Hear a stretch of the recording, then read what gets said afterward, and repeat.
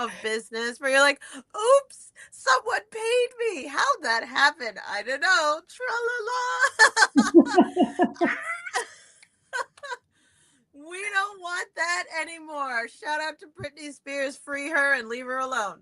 But a long story short, we want you to be profitable by design and not by accident.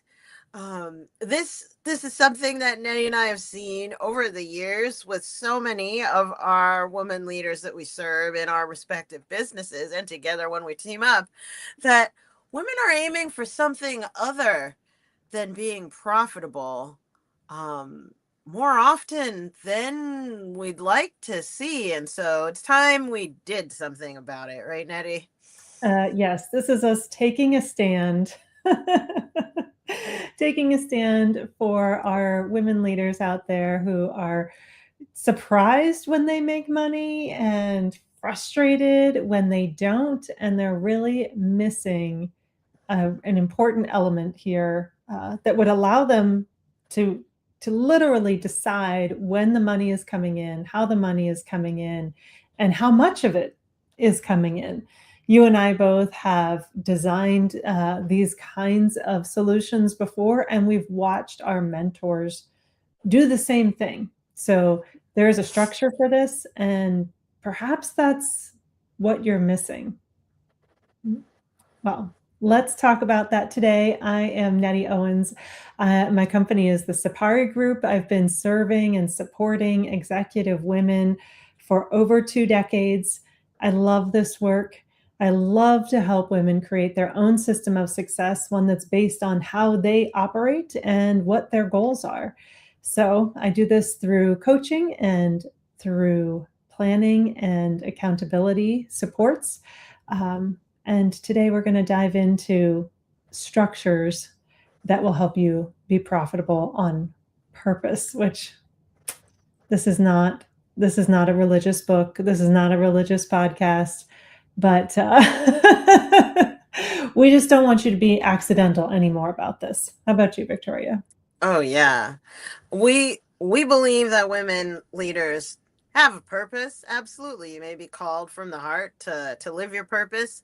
And we're talking about something different. We're talking about make money in an expected way. Like, oh, I'm making a move that will create money. And that's what we're looking at today. I'm Sensei Victoria Whitfield, founder of strategicmeditation.com, where I help impact driven entrepreneurs and leaders like you to get and stay grounded and clear in mind, body, and business. I believe that your energy is everything. And when you feel better, you do better. And I'm talking in dollars and cents. This is the Wake Up Women Leaders podcast, episode 21. And OMG, that didn't happen on accident. That didn't just fly out of nowhere. Oh, no, no.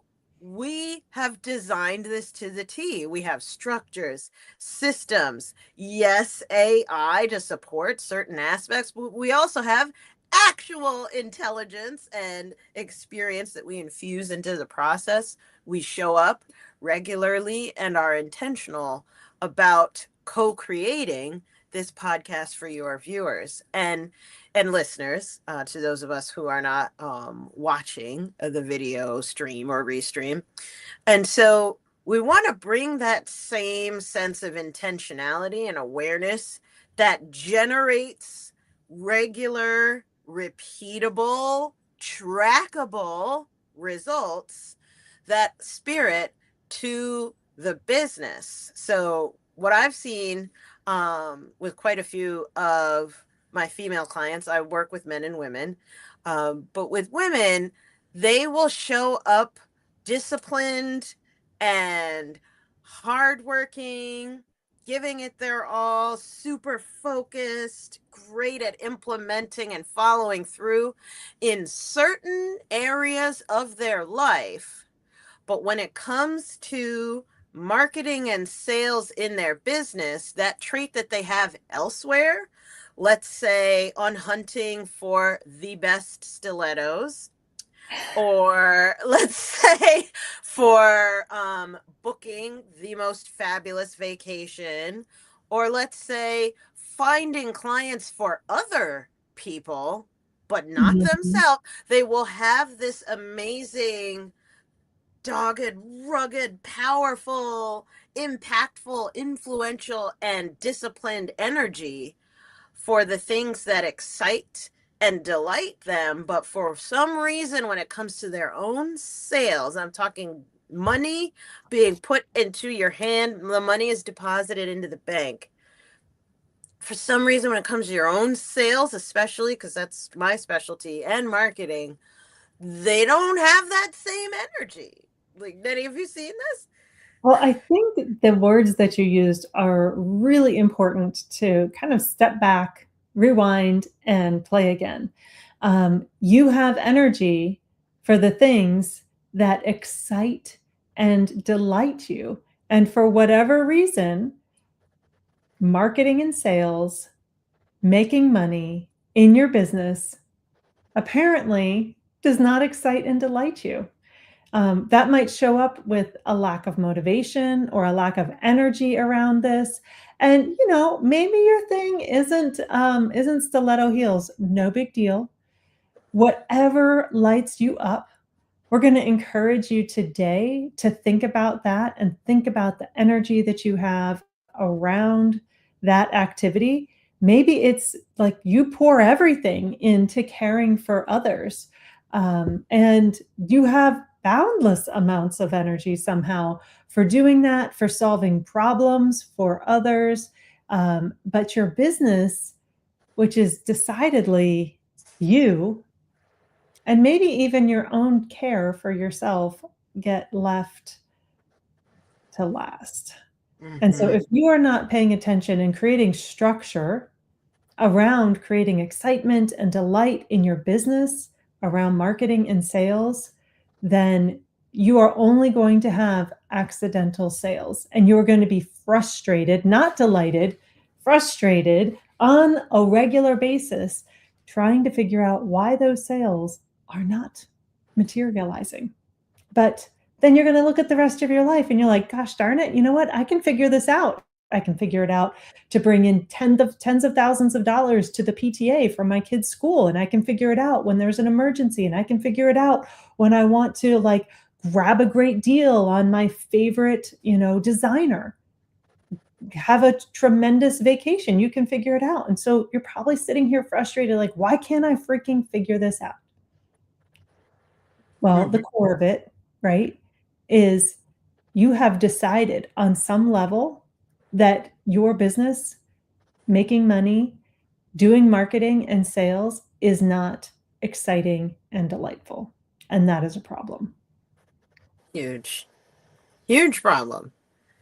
And it's what drops in for me as you say that, Nettie, is that it's also related to image. Mhm. Like, women especially are raised and socialized to really prioritize how they look to others and making sure they gain others' approval and maintain it. That's a survival response, right? If you at a core primal level as a female don't feel approved of and included in the tribe, you get kicked out of the tribe, and the ancient part of yourself as a woman knows that that is certain death. So, in order to survive, we're looking to please others and to look like, ooh, she works hard. She's a hard worker. Or, oh, she looks expensive. She like that looks like it's going to be great. Or, oh, you she looks good, or like all of this, the image, the issue of image. But being a hard worker or looking like to others that you're the hardest worker, or you look the best, like you have the most expensive photos, or the velvety finish on your business card, that has nothing to do with you being profitable. Looks and profitability are two very different things. They are indeed. And I'm really glad that you're kind of drawing this point out here, because I think that for women, especially, men feel this too. So if you're listening, our male audience out there, the things that we share here, we see it a lot in our female community, but you may be experiencing it too. And it gets to the like, you can be efficient at the wrong thing. You can be pouring your energy into the wrong thing. You can be, you know, as Victoria said, looking like you're a hard worker, but working on the wrong stuff, or not having a plan to understand how that work is going to get you the results that you're aiming for. And coming back around to this, it has to do with having a plan. It also has to do with being motivated to do that plan. And so we really want to start to tease apart some ideas that you've probably never thought of in the way that Victoria and I are going to talk about it right now. And this has to do with one of my favorite topics, goal setting. I love setting a good goal.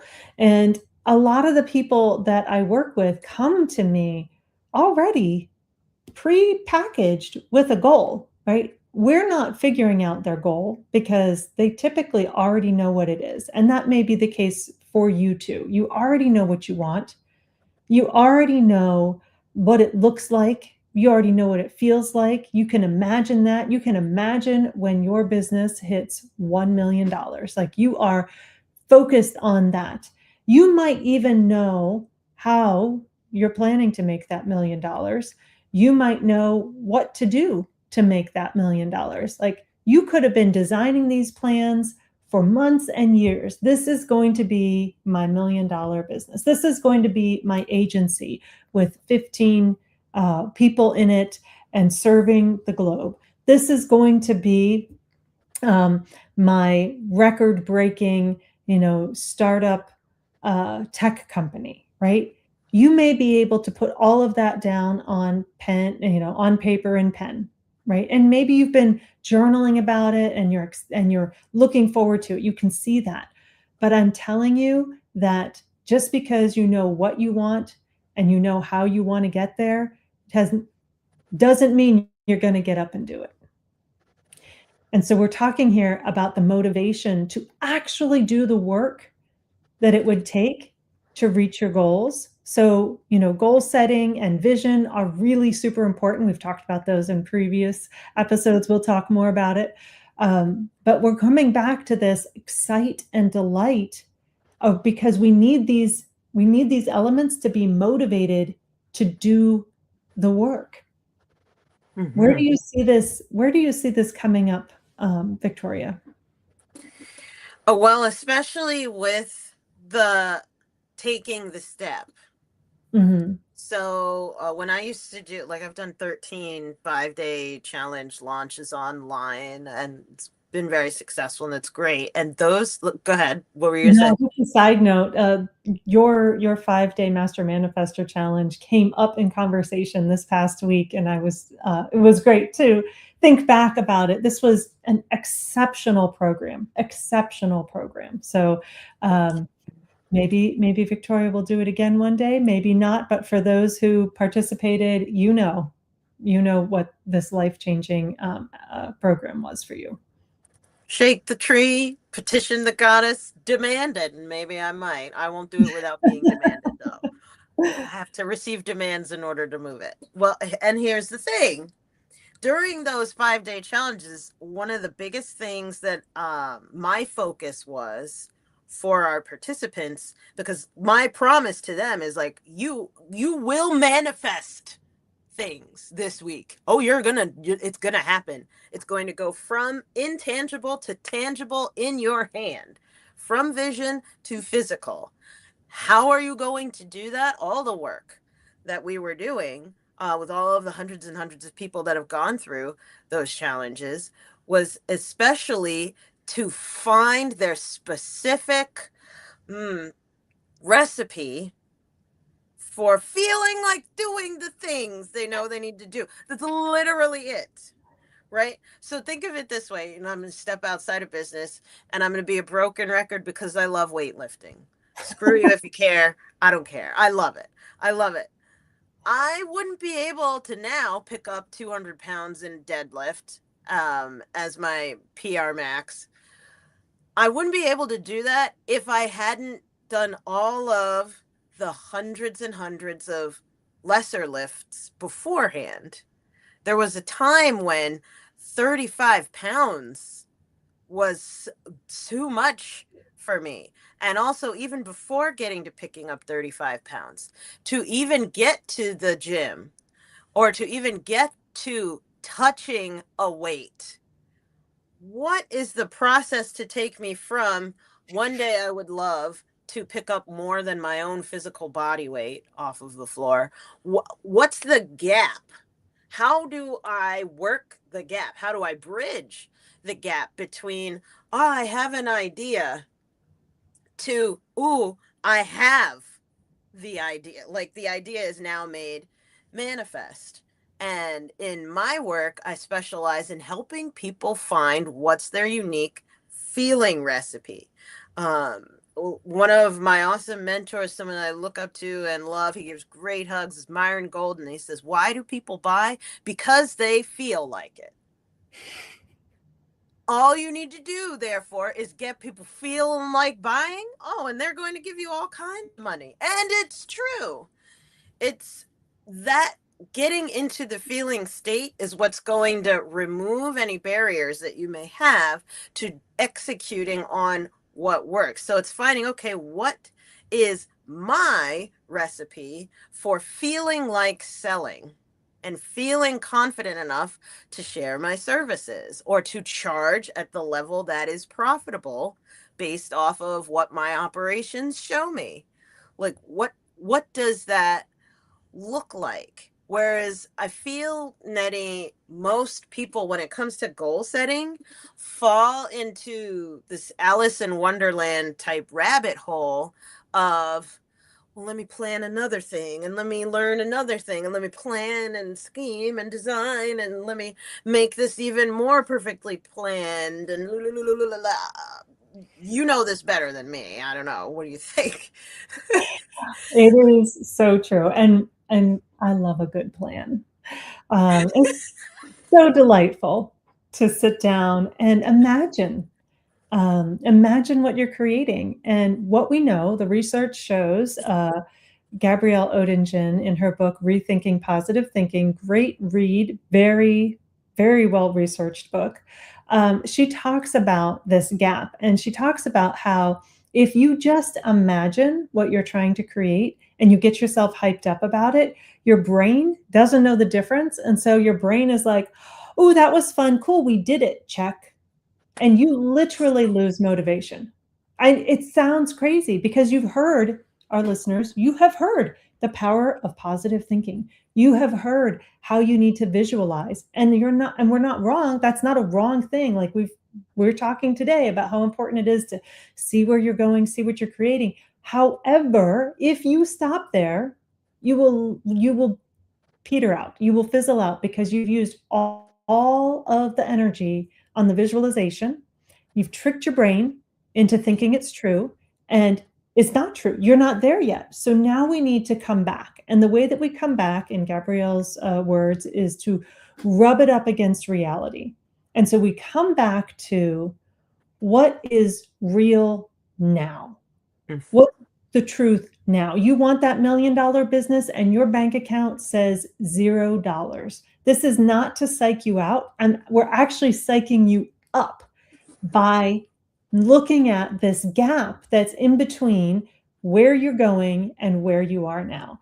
And in creating the plan for the gap, that's what we need. We need a plan that addresses the obstacles, that addresses your motivation, that addresses your way of getting from A to B. And I might have put those different order, but it's okay. Only the people who are watching know that. So the methodology that I teach around this is actually called the no fail goal plan. And it has you work through not only this visualization of what you're creating, where you are now, what the gap is, what the obstacles are, not just the physical obstacles, but also the mental obstacles that might be getting in your way. And we look at your system. What is your system for closing that gap? How are you going to take action? How are you going to take action when you don't feel like it? And we look at all of these pieces in an effort to move you into action, to excite and delight you with the possibility of what you're creating, and use that to energize you into motion. Mm-hmm. You are so gifted, Nettie, at operationalizing focus. Like it is so like working with your workbooks or through your workshops to help a person pull out what's their success formula and see it like physically on the page and coming back up day after day, week after week, month after month, quarter after quarter, and annually being able to create your own self database is huge, and that's what you do for people. And the issue is that, especially as women leaders, we're so focused on other people's data and moving forward, pouring all of our energy into giving to others and caring for others, that we don't give ourselves the time to sit down, turn around, look behind us, and look at the trail of glitter that we just left and say, huh, what did I do that was so shiny? Mm-hmm. Ooh, do I want to do that again? What would happen if I did? And before we went live, everyone, Nettie and I were talking about this, that self-reflective process of taking your shoe and hitting yourself in the face with it as the business owner, as the leader, saying, reflect, like sitting down and being like, all right, what did I do that worked? How did, okay, I want more clients. I want more money. Have I ever made money before in the past? Being the next question. And ooh, have I ever gotten a client before in the past? All right, how did I do that? How did I do that? Okay, write it out. Oh, let can I do that again? Am I doing that on a regular basis? Am I doing it at scale yet? Am I doing it efficiently? Is there any way that I can improve what I did to make it even more so? Like that steady practice of taking your own shoe of your own volition and smacking yourself in the face to do the figuratively speaking, the reflection practice is something that Nettie and I do for ourselves regularly, for our clients, all of our mentors. The most successful people I know are constantly looking back at their own database, their own history, their own herstory to see where's the success, what's generating, especially what I want more of, and I'm going to be specific, that being money. Mm-hmm. That's a hint at the third thing that we need to talk about on this episode of why most women leaders are never prioritizing profit.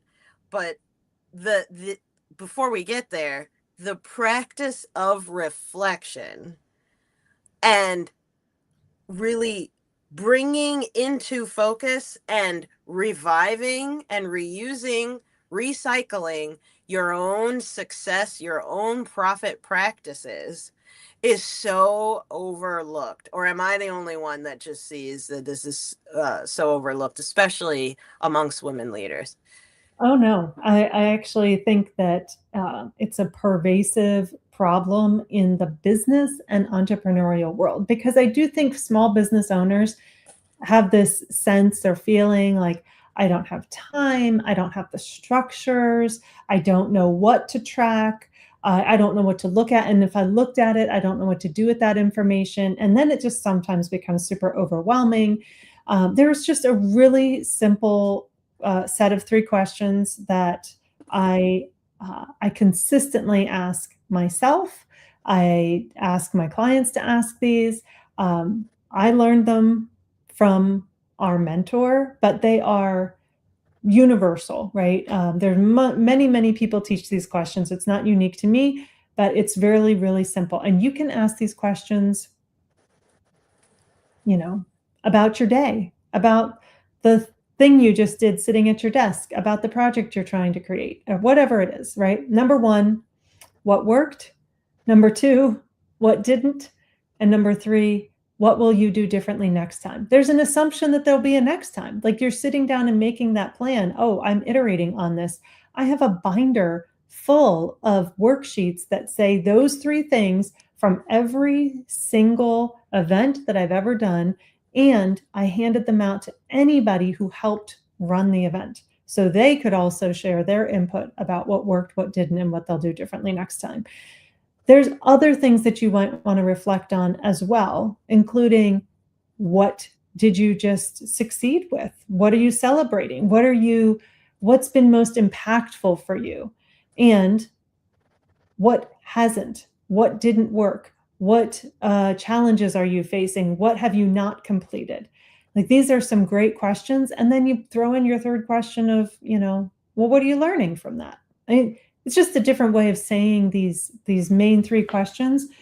You can look at just about anything. You can look at your week and ask that. You can look at your day. You can look at the quarter. You can look at the launch you just attempted or, successfully completed. But we don't have to wait as leaders and small business owners. We don't have to wait until we're bigger and we can hire a data analytics team or great, that's wonderful. But we're going to go back to last week's word, which is we're not going to have complication here. Okay. We're going to simplify it, and you can grab a notepad. What I want you to think about is it doesn't matter if we're talking about making money or we're talking about anything you have ever done where you overcame a challenge and you succeeded. I want you to think about any time that you overcame a challenge and you succeeded, and what did you do? How did you do it? What values did you bring? What skills did you bring? What steps did you take? This is literally the basis of your own recipe for success. It is your system of success. It's based on your evidence. I mean, you could think about when if you went to college, it might be when you graduated with your degree. If you had an emergency in your family, but you took the reins and you muddled your way through it and everybody came out okay or didn't come out okay, how did you navigate that? Those same exact values, skills, and steps you can apply in your business. And we want you to be very specific about the work that you're doing in this whole designing for profitability. We want you to think about how can you apply that in making money. And this is what Victoria was about to share before I went on my Now I love it. I love it. 100%. I feel like that needs to be said because the one thing that compels women, in my opinion, compels women to not prioritize profit is this spirit of, I don't know, or they know better than me. So, in other words, shiny object syndrome. You have the trail of glitter, like you're saying. You've done amazing things. You've made a way out of no way, 6 ways from Sunday. Like, you are a badass. Excuse my French. I'm American. So, like, you're a freaking badass. You're amazing. And at the same time, there's this inner spirit of like, well, I don't know. I don't know what I'm doing, or I don't know enough, or let me learn something new. Let me try something new. Let me keep trying on the new now next. Versus what we were saying before in the review, specifically identifying, and this is a term that comes from our mentor, Fabienne, shout out to you, money generating activities. Identify what are your unique money generating activities. Again, taking it outside of business and back into the body because me. So for most people, eating a banana is a healthy choice. Not in my body. It's not that I have an allergic reaction, I have an inflammatory reaction. Do I love bananas? Yes. Do bananas love me? No. And so that is not a health generating activity for me, eating bananas, putting it back into the business context. Joe Schmo over there says, "Oh, you want to make more money? You got to go on TikTok and do TikTok lives and you got to TikTok a laka schmaka." Okay, great. For Joe Schmo. Oh, and Joe Schmo is like, and for $99, I'll sell you a course to show you how I made $1 million on TikTok. And if I can do it, you can too. That's like telling somebody who has a peanut allergy that if I can eat peanuts, you can too. No, baby, I can't. My body, my business, right? Be kind to yourself. You've got to identify what are your, I'm going to call them UMGAs because I want to put you in the forefront. Your money generating activities, not in general, that helps people in general out there or help them. But I'm talking about UMGAs, your money generating activities. Women, please wake up and prioritize your unique profit generating, your unique money, your unique freedom, your unique health generating activities. Stop saying, I don't know enough. Stop saying, oh, I'm an imposter. I have imposter syndrome to fit in with the rest of the traumatized, messed up people that think having imposter syndrome makes you important and part of the crowd. No, baby, that's like, that is maladaptive. That is something that is handicapping you. No disrespect to those who are differently abled.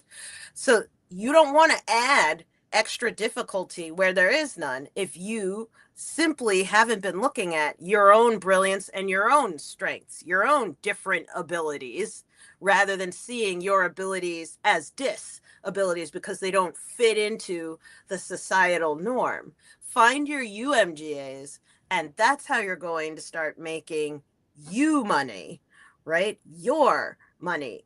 On yes, on purpose, but not by accident because you are self-aware.